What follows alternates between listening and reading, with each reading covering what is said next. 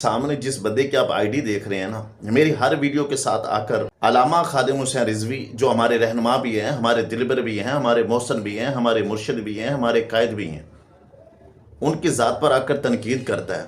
जनाब, अगर आपको ज़्यादा ही शौक़ है तो हमारे साथ डायरेक्ट बात करें, तो फिर हम आपको ऐसा जवाब देंगे ना, आपकी नस्लें भी याद रखेंगे। आपके ऊपर से भी धुआं निकलेगा और नीचे से भी धुआं निकलेगा।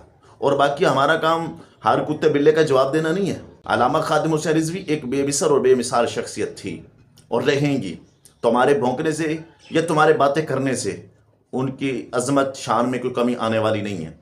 और बाकी रही बात, आपको हमारे साथ बात करनी है तो डायरेक्ट आएंगे। वीडियो खेलते ना तो अपनी तस्वीर दिखाते हो, ना अपना चेहरा दिखाते हो। हम अल्लामा खादिम हुसैन रिजवी से जो मोहब्बत करते हैं ना, वो उनके नज़रिए की वजह से करते हैं, उनके मिशन की वजह से करते हैं। जब तक हमारे जिस्म के अंदर जान है, इंशाअल्लाह अज़्ज़ व जल हम जिस नज़रिए पर हमें खादिम हुसैन रिजवी छोड़ के गए हैं, हम उसका दिफा करते रहेंगे।